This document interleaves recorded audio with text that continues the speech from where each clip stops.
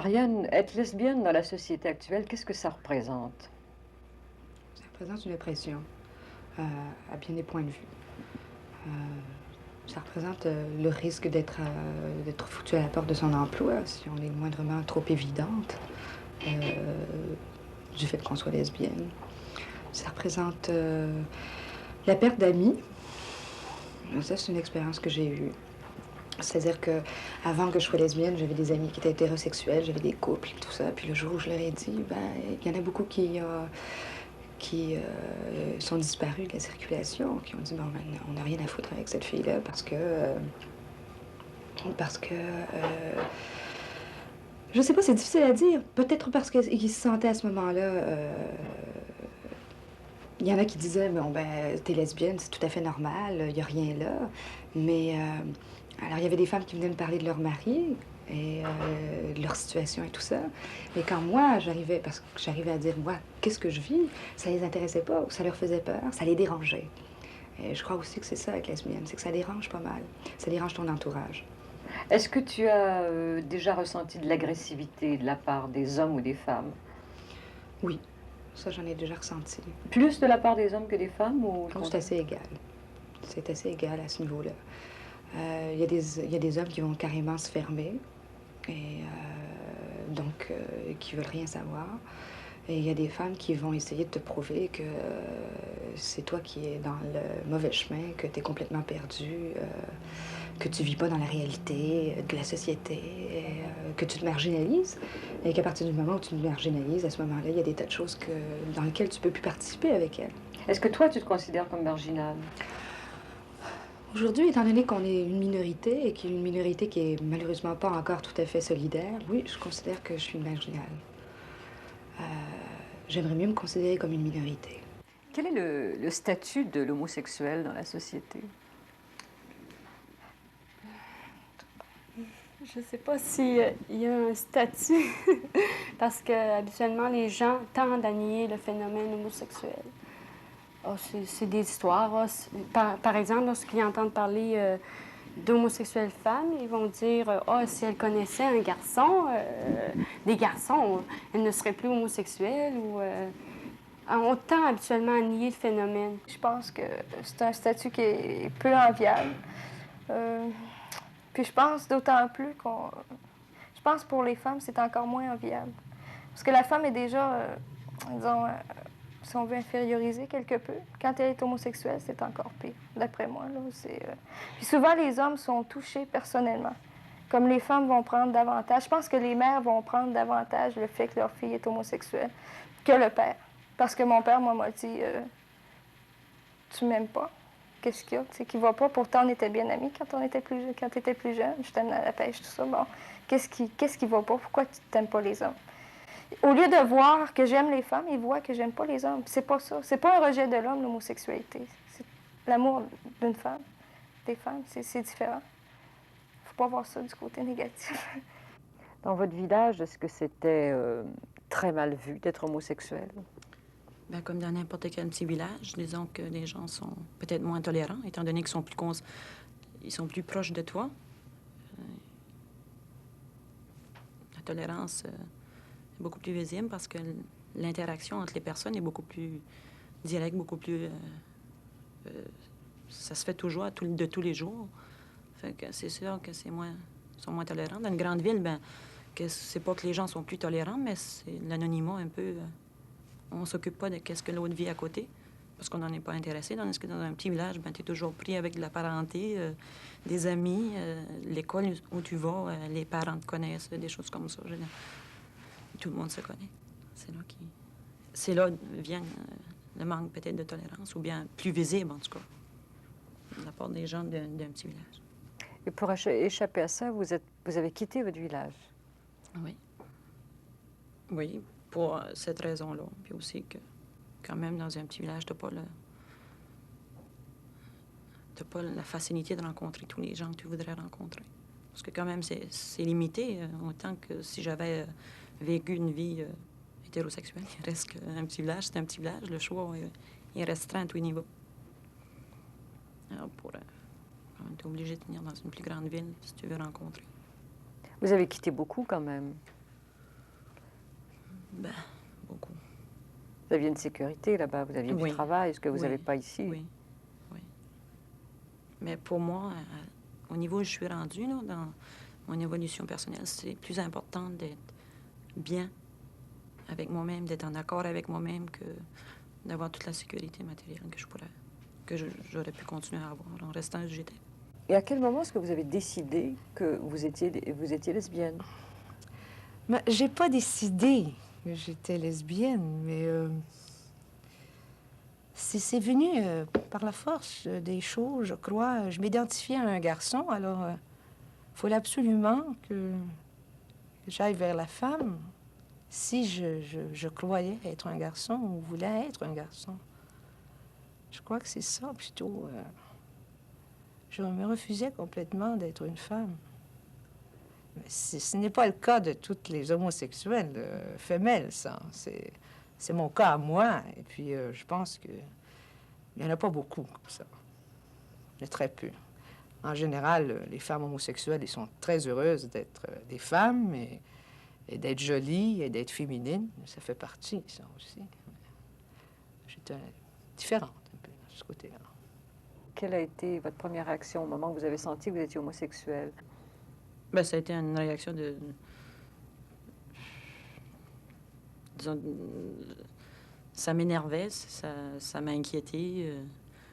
Je l'ai surtout refoulé. À ce moment-là, il n'y a pas été question. J'ai pas eu d'expérience à ce moment-là. Allez, en tout. Parce que on m'avait toujours dit quand même que c'était anormal, puis que disons, fallait pas trop. C'était pas des choses à faire. Que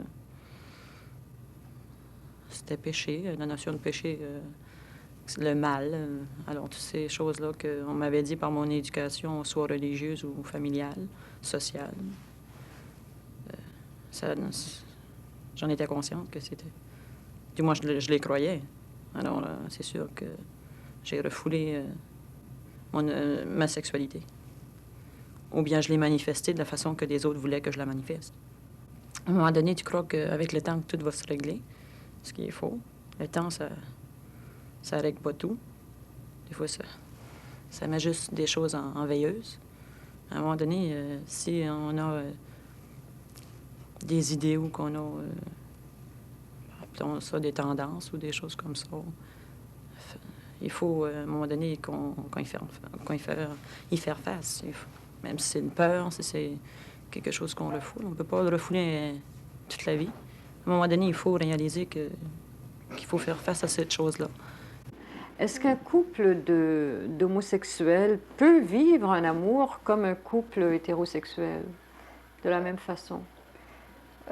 En fait de qualité, je crois que c'est la même chose. En fait de façon de l'exprimer, moi, je ne perçois pas beaucoup de différence, disons, entre nos amis hétérosexuels, les couples, puis entre nous. Souvent, même ils nous taquinent, c'est bien la même chose. Je veux dire, les mots sont les mêmes. La façon de l'exprimer, je pense qu'il y a il y a les hauts et les bas des autres couples. C'est à peu près la même chose, sauf que c'est peut-être plus facile, dans une certaine façon, l'approche entre les deux partenaires. Je pense que c'est plus facile quand ils sont du même sexe. Parce qu'il y a moins de stéréotypes, je crois. Puis il y a moins une image qu'on doit garder comme l'homme qui garde son image virile face à sa femme, pleurera pas. Ça, il n'y a pas ça. Les rapports de dominant à dominé, ça n'existe pas? Pas du tout. Je crois que c'est beaucoup plus démocratique. À tous les points de vue, je pense. Communication, autant verbale que sexuelle ou quoi que ce soit. Je crois que c'est vraiment la démocratie. Est-ce qu'on peut établir des liens durables dans une union comme la vôtre?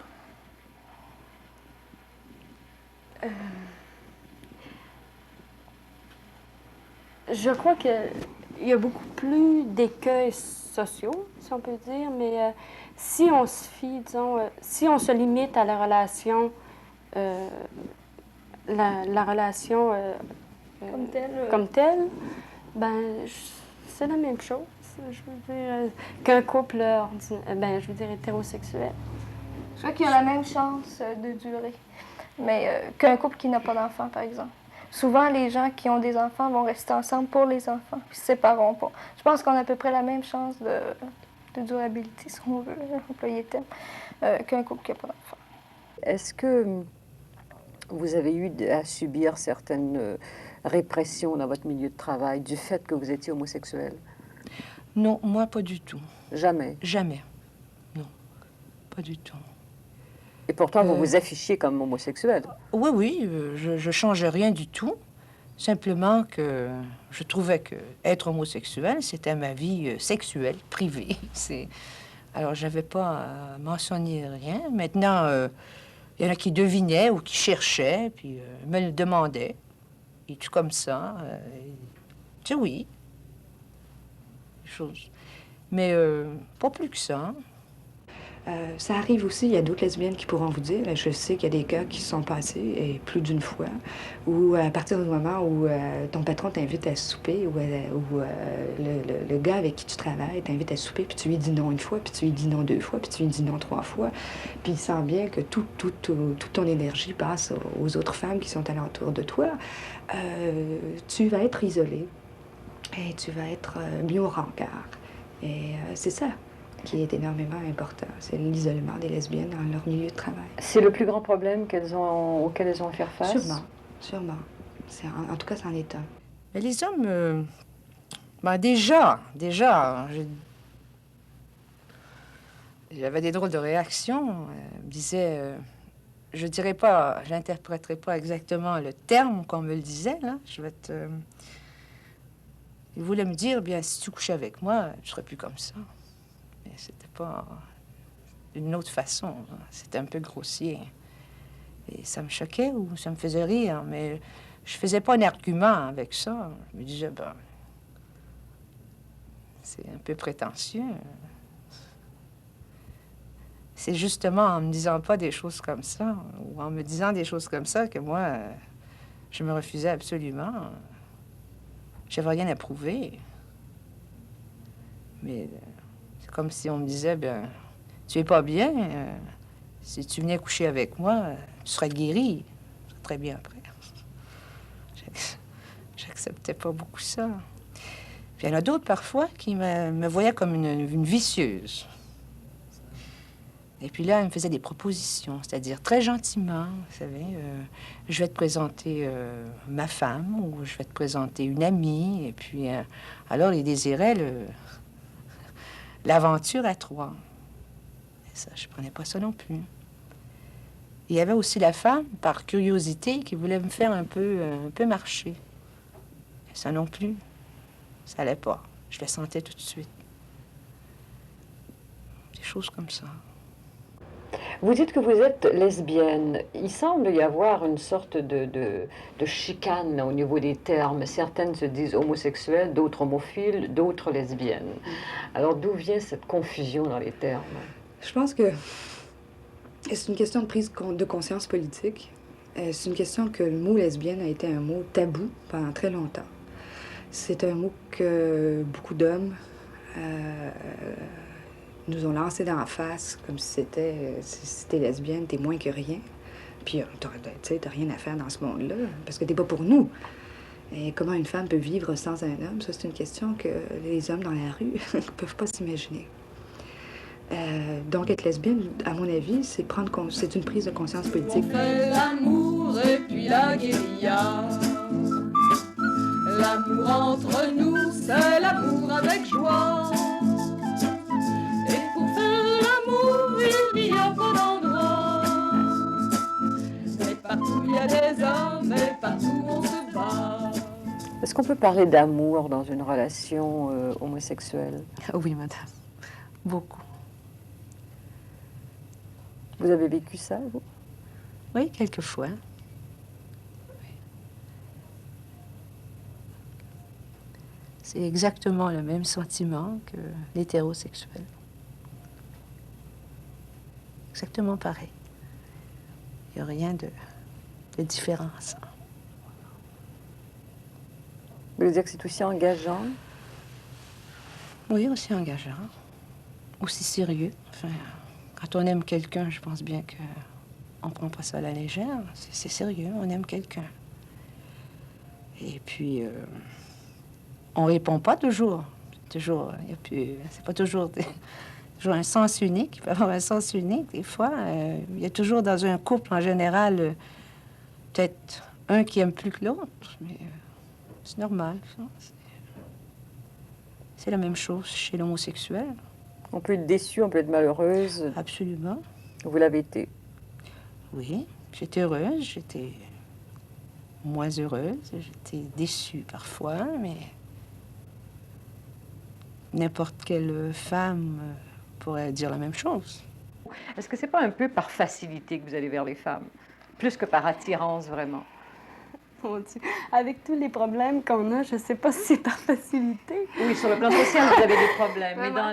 dans la relation quotidienne, les problèmes doivent être moins nombreux.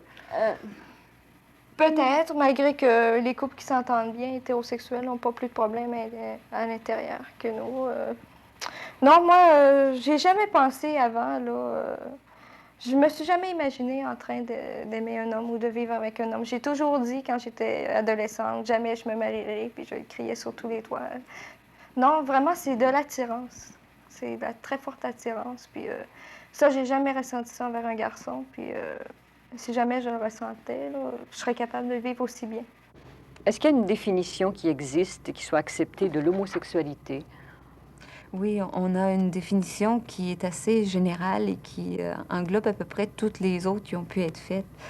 Il s'agit on définit un homosexuel comme étant toute personne chez qui la tendance est suffisante pour entraîner un désir ou une préférence exclusive quant à l'activité sexuelle pour un partenaire de son propre sexe. Les origines de l'homosexualité féminine remontent sans doute à celles de l'histoire humaine. Dans l'Antiquité grecque, l'homosexualité féminine inspira plusieurs artistes. Ainsi, dans les contes des Mille et une nuits, sont dévoilées des relations sexuelles entre les femmes des harems des princes orientaux. Dans son roman « Justine et Juliette », publié en 1790, le marquis de Sade consacre plusieurs pages aux relations sexuelles entre femmes. Dans son poème « Femme damnée », Baudelaire aborde lui aussi le sujet. Et dans les annales médicales du 19e siècle, il est fait état d'amours saphiques entre prostituées, entre détenus des prisons et des maisons de redressement. C'est donc dire que l'homosexualité féminine n'est pas l'exclusivité des temps modernes. Docteur Amiot-Legault, est-ce qu'on peut parler de normalité en ce qui concerne les lesbiennes? Je pense qu'il faut d'abord bien dire ce qu'on entend par la normalité. La normalité peut être prise en relation avec les êtres qui entourent et à ce moment-là, on accepte une variabilité et une relativité. C'est-à-dire, par exemple, on accepte qu'une femme qui mesure 5 pieds 1 et une autre femme qui mesure 5 pieds 7 sont toutes les deux normales, mais elles n'ont pas la même taille. Donc, c'est variable. La normalité aussi, elle est relative, dépendamment du moment où on fait la comparaison des sociétés différentes, c'est-à-dire qu'on accepte comme normal de se déplacer en auto en 1970, alors qu'il aurait été anormal de faire la même chose au Moyen Âge. Donc, c'est une relativité au point de vue temps et au point de vue société dans laquelle on fait les comparaisons. Mais ce n'est pas le seul critère de normalité. Par exemple, un exemple assez bizarre, si on décidait à certains endroits de couper une patte à tous les chats qui existent, donc même si tous les chats seraient des chats à 3 pattes, ce ne seraient pas nécessairement des chats normaux. Et à ce moment-là, la comparaison se fait avec l'être lui-même. C'est-à-dire qu'on considère comme anormal quelque chose qui le diminue dans son fonctionnement. Et donc, si on en revient au point de vue lesbianisme, on peut dire que c'est, au point de vue social, c'est peut-être de plus en plus normal, en ce sens qu'il y en a de plus en plus des lesbiennes et que la société les accepte de plus en plus. Mais au point de vue médical?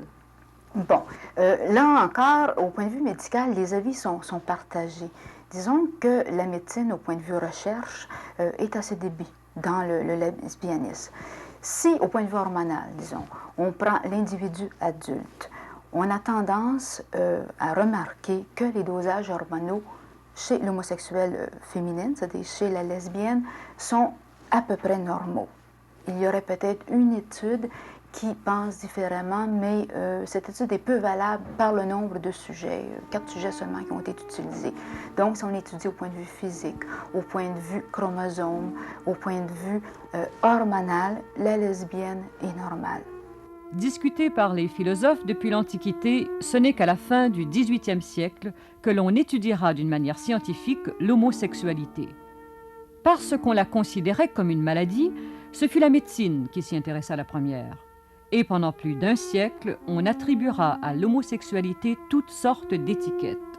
On parlera de transmission héréditaire, de physiologie particulière, ou encore d'erreur de la nature, de déséquilibre du système hormonal, de maladie à virus même, de lésions cérébrales, et enfin de possession d'une âme masculine dans un corps féminin ou vice-versa.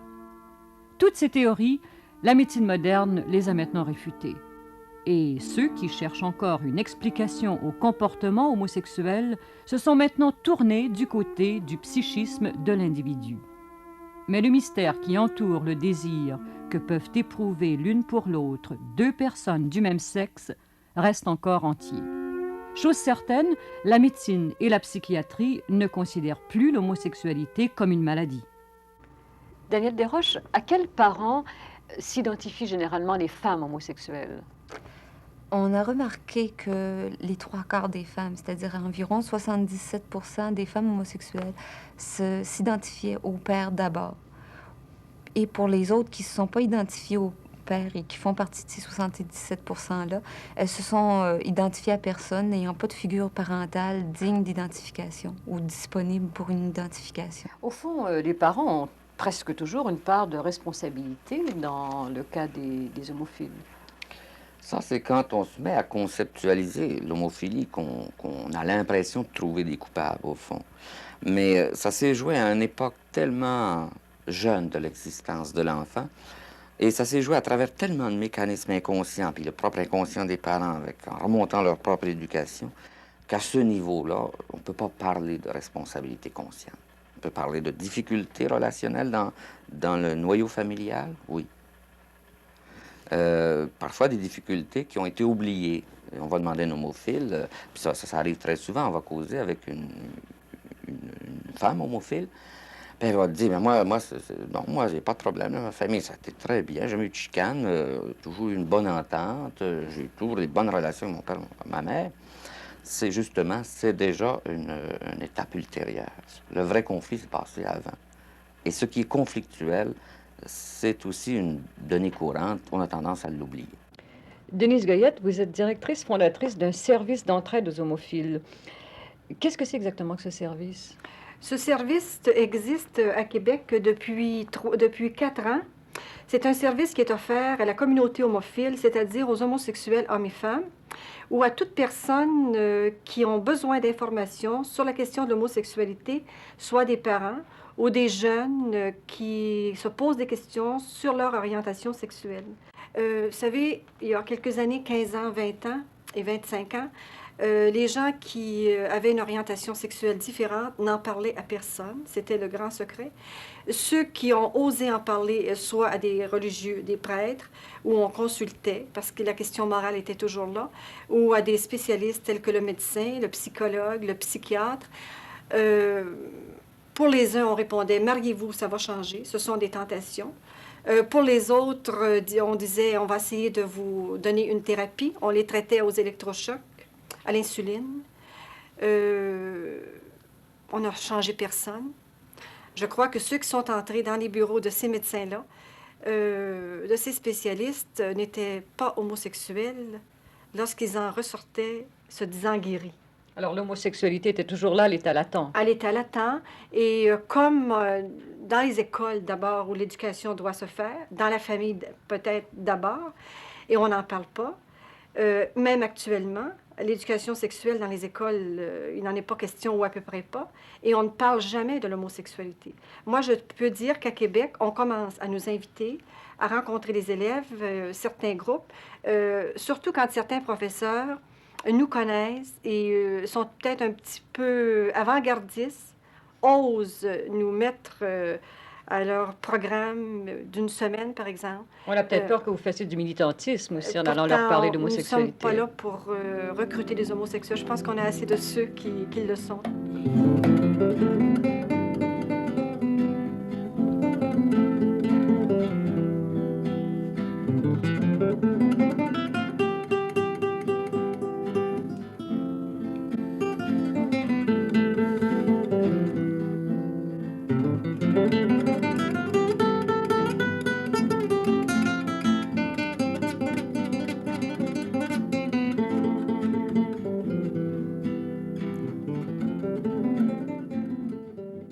quelle est-elle, au fond, l'attitude de l'Église en face de l'homosexualité? L'attitude de l'Église, on la retrouve réexprimée, si on peut dire, dans le dernier décret de la congrégation là, sur les questions d'éthique sexuelle, où on traite 3 sujets ayant trait à la sexualité, comme les relations prémaritales, la masturbation et l'homosexualité. L'homosexualité est traitée à peu près en 28 lignes. Dans l'action pastorale, les homosexuels doivent être accueillis avec compréhension et soutenus dans l'espoir de surmonter leurs difficultés personnelles et leur inadaptation sociale. Leur culpabilité sera jugée avec prudence. Mais nulle méthode pastorale ne peut être employée qui, parce que ces actes seraient estimés conformes à la condition de ces personnes, leur accorderait une justification morale. Selon l'ordre moral objectif, les relations homosexuelles sont des actes dépourvus de leurs règles essentielles et indispensables. Elles sont condamnées dans la Sainte Écriture comme de graves dépravations et présentées même comme la triste conséquence d'un refus de Dieu. Ce jugement de l'Écriture ne permet pas de conclure que tous ceux qui souffrent de cette anomalie en sont personnellement responsables, mais il atteste que les actes d'homosexualité sont intrinsèquement désordonnés et qu'ils ne peuvent en aucun cas recevoir quelque approbation. Alors, elle condamne l'homosexualité. Oui. En soi, c'est intrinsèquement mauvais. Hein? Et puis, la dimension pastorale, après, qui vient dans ce même texte, est quand même assez courte. Moi, je l'ai trouvé en 2 petites phrases de 2 ou 3 mots chacun. Personnellement, ça m'apparaît suffisant que l'Église me dise ça. Elle vous dit quoi, finalement? L'Église me dit d'être accueillant pour ces gens-là. Ben, qu'est-ce que ça veut dire, accueillant? Ben, ça veut dire de les accueillir tels qu'ils sont et d'essayer de les comprendre avant de porter un jugement quel qu'il soit. Ça voudrait dire qu'elle ne les exclut pas de l'Église. On pourrait déduire cette phrase-là, mais il ne s'est pas inscrit. C'est pas dit. C'est des déductions pastorales, parce que la pastorale, c'est un acte vivant dans le concret entre 2 personnes qui se rencontrent et qui cherchent ensemble à regarder les principes qui restent vrais, immuables. Et l'Église va toujours les répéter, ces principes-là. Puis elle fait bien de les répéter, comme je le disais tantôt. Il faut toujours qu'il y ait quelque chose en avant de nous, vers quoi on va. Autrement, on reste là. Puis il y a cette deuxième phrase bien importante aussi, c'est d'être prudent dans les jugements moraux. Si l'Église me dit ça, moi, comme prêtre, d'être prudent dans les jugements moraux, c'est que je suis le seul, moi, dans cette pièce ici, en face d'un individu, je suis le seul qui a la capacité d'être prudent. Elle vous invite à ne pas les condamner trop vite. Forcément. On ira au zoo, on ouvrira les cages. Vive les oiseaux et fini le ménage. On se balancera au cou des girafes. L'amour entre nous, rose, blague et billard. Maintenant, oui, je chante que pour les femmes. Et je chante l'oppression des femmes et leur lutte et leur vie. On aura des casquettes de mécaniciens. Maintenant, on essaie de former un groupe. Et il n'est pas encore fait. Un groupe de femmes? Un groupe de femmes, oui. Et puis on s'en fout, tout ce qu'on fait c'est bien. Et puis on s'en fout, tout ce qu'on fait c'est bien. En quoi est-ce qu'une lesbienne politique est différente d'une autre? Premièrement, elle a fait un choix. C'est à partir du moment où elle est lesbienne politique, c'est qu'elle est donc féministe, c'est qu'elle a décidé de dépenser toute son énergie pour la cause, pour la lutte des femmes, pour le mouvement de libération des femmes. C'est-à-dire qu'elle s'est dit, non, je ne vais pas coucher avec un homme parce que, alors, je couche avec mon oppresseur et puis le lendemain, dans un meeting, je vais parler de l'oppression. De la même oppression que je vis chez moi quand je rentre chez moi le soir avec mon bonhomme. Et je crois que c'est ça, une lesbienne politique, à la base. Alors, pour une lesbienne politique, l'homme, c'est vraiment l'ennemi. Oui. C'est, pour un grand moment encore, ça sera l'ennemi, oui. Jusqu'où est-ce que ça va dans vos relations avec les hommes? Au point de ne pas vouloir avoir de relations sociales avec un homme? J'ai très peu de relations, moi personnellement, j'ai très peu de relations avec des hommes en dehors de ma propre famille et des hommes qui sont dans ma famille.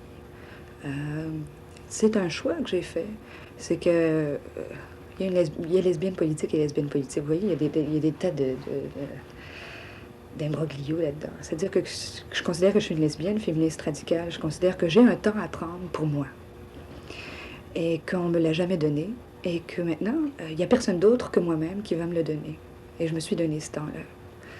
Et je me dis que demain, quand il y aura une libération des hommes, peut-être, quand les femmes seront plus à même de prendre conscience d'elles-mêmes, de prendre conscience de la solidarité, ce qui est excessivement important, d'arrêter de penser en fonction d'individus, d'une maison à une maison, de ce que l'autre possède, que l'autre n'a pas, etc., qui est aussi à l'intérieur de tout ça des luttes de classe, des luttes contre le racisme et tout ça. Quand on aura été capable de parler entre nous, je crois qu'on pourra revenir d'abord au mouvement de libération des femmes et qu'on pourra revenir dans cette société-ci. C'est-à-dire pas dans cette société-ci, j'imagine qu'à ce moment-là, elle sera changée. Donc c'est un travail qui n'a pas de limite. Et je crois que pour un temps, il y a des femmes comme moi qui vont prendre le temps pour elles-mêmes. Donc, ce que vous me dites, au fond, c'est que votre lesbianisme n'est pas irréversible.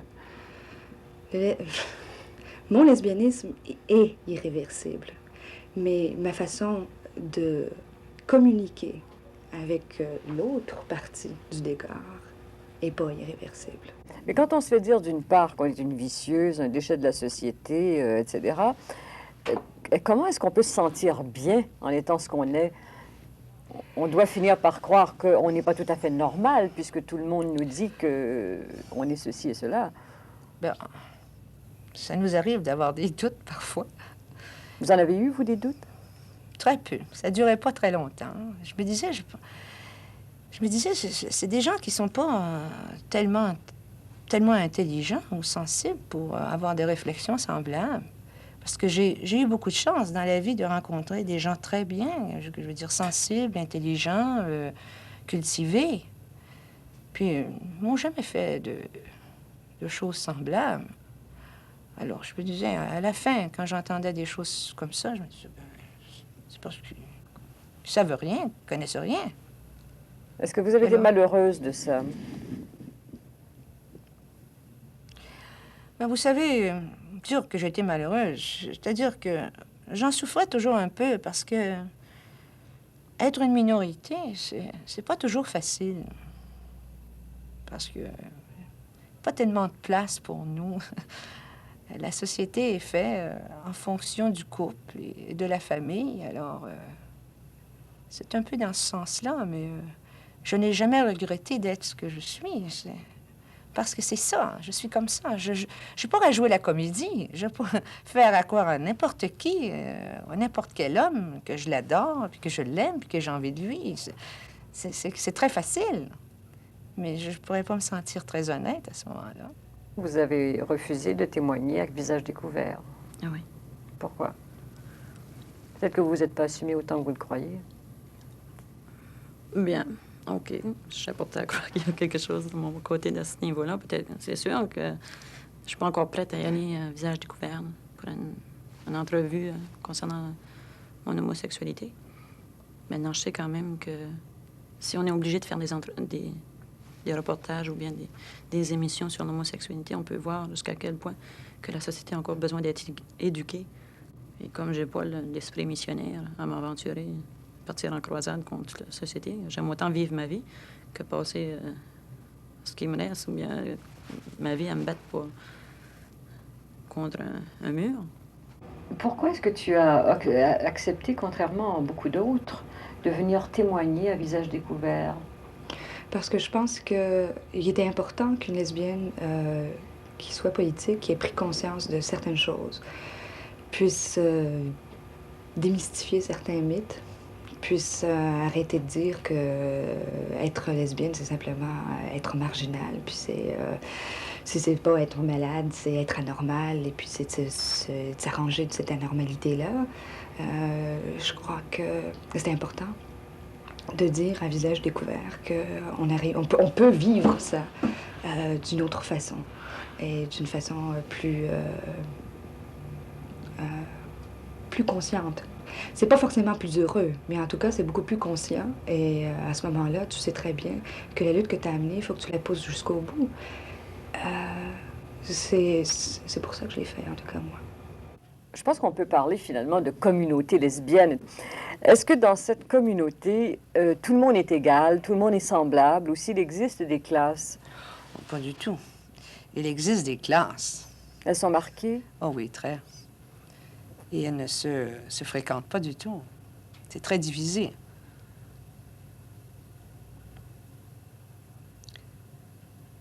La classe ouvrière, ou la classe étudiante, ou la classe professionnelle. Mais ça, c'est trois différentes maisons, ça.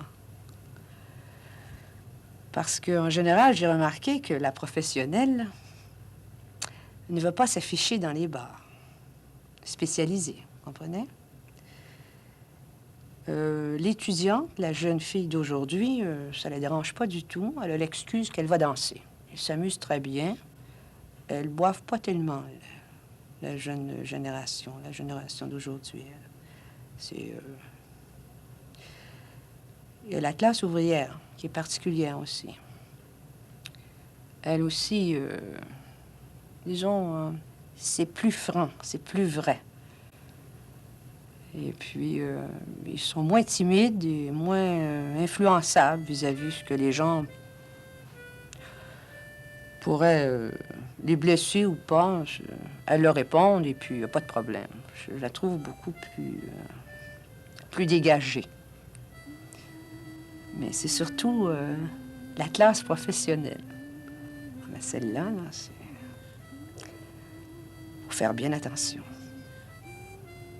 Mais c'est très rare qu'on les voit dans les bars, par exemple. Parce qu'elles sont inquiètes pour leur travail, leur réputation. Et je les comprends très bien aussi.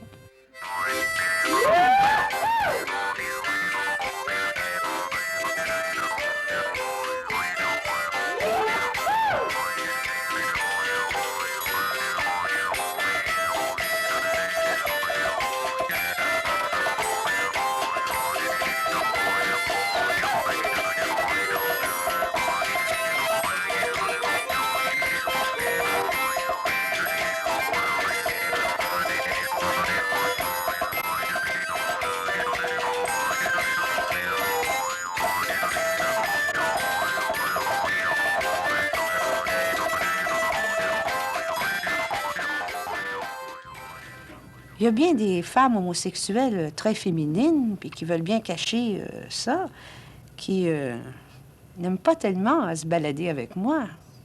Ils ont peur d'être compromis. Des femmes qui sont déjà homosexuelles? Ah oui. J'ai déjà eu des scènes épouvantables dans un bar, moi, parce que, à cause de mon allure, on m'accusait de donner une très mauvaise image à l'homosexualité féminine. Est-ce que c'est votre avis? Pas du tout. C'est parce que j'affichais trop l'homosexualité et ça les choquait eux. C'était un reflet d'elles-mêmes qu'elles voyaient en moi. C'est comme ça que je l'ai vu, moi. Mais après, elles sont habituées, puis ça a changé. Mais très souvent, on se choquait après moi. M'insultait, presque. J'avais pas le droit de m'habiller comme ça. J'ai dit, écoute, c'est pas un spectacle, là. Je lui expliquais que moi, c'était comme ça. C'était moi, ça. Comment expliquez-vous la réaction agressive, très souvent, des hétérosexuels vis-à-vis des homosexuels? En tout cas, une sorte de gêne de se trouver en leur présence, et même cette gêne peut aller beaucoup plus loin. Oui. Elle part d'un malaise, d'une anxiété, et peut aller jusqu'à une agressivité contre. Vous savez, il va se trouver encore une des formes, pour répondre à votre question, il va se trouver une de ces formes peut se trouver une de ces formes d'homophilie latente. Par exemple, vous avez ce bonhomme qui va se faire une gloire tu sais, de pouvoir faire l'amour facilement avec les femmes. Il va se vanter d'avoir rencontré 2, 3 femmes dans la semaine. Et puis vous allez lui parler de l'homophilie, puis très souvent, vous avez sur un plan cette multiplication de relations à la femme et une agressivité épouvantable face au phénomène qui ne devrait pas lui toucher du tout, qui devrait le laisser indifférent, puisqu'il est super hétérophile. Vous voyez, il en passe plusieurs, lui. Qu'est-ce que ça signifie? De devoir rencontrer plusieurs femmes et de s'en vanter, c'est n'en aimer aucune, ce qui est la définition de l'homophilie. Versus une agressivité contre. Ben, je suis agressif contre quelque chose qui me menace. Quelque chose qui ne me menace pas, mais laisse indifférent. Ça, c'est un exemple, disons, où on peut retrouver une homophilie trop agissante. Mais l'ensemble, monsieur tout le monde, l'hétérophile habituel, aidé par tout ce qu'il a entendu, qui est venu renforcer des attitudes émotionnelles, va ressentir pour le moins une certaine anxiété, un malaise. Parce qu'au fond, l'homophilie, c'est pas, je ne peux pas le localiser dans le corps de quelqu'un. Je ne sais pas ce que c'est, mais je la sens et je ne peux la sentir qu'à travers mon propre corps, même si je suis hétérophile. Vous savez, il y a des gens qui font des dépressions, qui sont malades, qui ont toutes sortes de choses. Les premiers responsables, très souvent, c'est le milieu immédiat, qui est le milieu de la famille, le milieu de travail, le milieu social. Alors, je pense que les parents, c'est de ne jamais rejeter un membre de la famille qui serait homophile. Au contraire, il faut l'accepter. Et les enfants qui ont été acceptés ont toujours été des homophiles épanouis. Et moi, quand je reçois les gens, on me dit, tu sais, ma mère, c'est quelqu'un d'extraordinaire. Mon père, c'est quelqu'un d'extraordinaire. Ou bien me diront, mon père et ma mère, je ne peux pas leur dire parce qu'ils sont trop âgés, ils ne comprendraient pas ça et le reste, mais je l'ai dit à mon frère, je l'ai dit à ma sœur, à une belle-sœur. Et là, ils se sentent beaucoup mieux. Quand on parle de sexualité, jusqu'à tout récemment, en tout cas, on parlait toujours de procréation. Est-ce que cette notion de procréation, justement, ne contribue pas au fait que la société réprouve l'homosexualité? En un sens, oui, parce qu'on a toujours défini l'homosexualité comme déviant de la sexualité normale par ce point-là, c'est qu'il n'y avait pas de procréation possible. Donc, on considérait qu'il s'agissait d'une déviation de la sexualité normale. Par contre, présentement, ça aurait peut-être l'effet contraire. C'est-à-dire que à cause des nouvelles méthodes contraceptives, la sexualité n'a plus maintenant comme but premier la contraception. Les gens vont aller vers la sexualité pour en retirer un plaisir supplémentaire. De sorte que l'homosexualité deviendrait un plaisir différent, un plaisir sexuel différent, recherché par les personnes des deux sexes. Mais si, justement, on réprime cette sexualité-là, est-ce qu'on ne peut pas créer des névroses chez certains individus? Oui, avec justement le conflit qu'on crée entre les désirs de l'individu et puis la sexualité qui est l'hétérosexualité ou l'homosexualité qui à certains moments est réprouvée. À ce moment-là, on induit chez l'individu une névrose. Et parce qu'il ne sait plus vraiment, ça devient ambigu, il ne sait plus du tout où se fier. D'un côté, on lui promet sécurité, paix, bonheur. D'un autre côté, il y a ses désirs à lui. Alors, il faudrait que pour ce bonheur-là, il réprime, pour une certaine sécurité, il réprime ses tendances sexuelles. Puis, s'il réprime les tendances sexuelles, il a beau être dans le cadre de la société, mais il ne se sent pas plus heureux. Alors, on crée une situation à peu près impossible chez l'individu, puis on l'amène à une névrose. Est-ce que vous n'avez pas l'impression que l'homophilie féminine est moins... non pas peut-être pas moins réprouvée, mais en tout cas elle provoque moins d'agressivité chez les gens, chez les hétérosexuels? Oui, parce que une des caractéristiques de l'homophilie, c'est toute cette dimension que je vous ai dit, psycho-affective, émotionnelle. Or, culturellement, on reconnaît à la femme ces qualités-là. On en a fait même un propre à elle et on se les a enlevés, nous, les hommes. Nous autres, c'est l'ordre, c'est la raison, puis on lui a confié ça. Alors, évidemment, quand elle vivra ça, on dira rien. Comment peut-on expliquer la gêne qu'éprouvent certains hétérosexuels en présence d'homosexuels, hommes ou femmes? On peut expliquer cette gêne-là par les tabous sexuels qu'on transporte culturellement chacun en nous autres. Par exemple, face à un homosexuel, bien, on se souvient de tous nos tabous par rapport à l'inceste, de tous nos tabous par rapport à l'homosexualité. Et en voyant la personne qui incarne ces tabous-là, on les ressent encore plus fortement, d'où cette gêne, probablement. Il y a aussi la méconnaissance du phénomène, du fait de s'exprimer que quelqu'un est différent de soi et puis qu'on ne connaît pas vraiment les fondements de cette différence-là. Dans l'esprit populaire, le fait qu'il s'agit d'une maladie, par exemple, court encore beaucoup. Alors, pour beaucoup, ils vont se demander, mais qu'est-ce que c'est cette personne-là? Est-ce qu'elle est malade? C'est une personne malade. Alors, on a la même attitude de distance, de mettre des distances entre la personne qui semble inadéquate en se disant, moi, je suis adéquat. Il y a même des médecins, d'ailleurs, qui nous ont avoué être mal à l'aise en présence d'homosexuels. Oh oui, même des psychologues vont être très mal à l'aise parce que avant tout, on est des personnes humaines et puis par rapport à une autre personne, mais on transporte les influences culturelles qu'on a reçues. Denise Goyette, vous êtes vous-même homophile. Est-ce que vous avez l'impression que l'attitude de la société a évolué?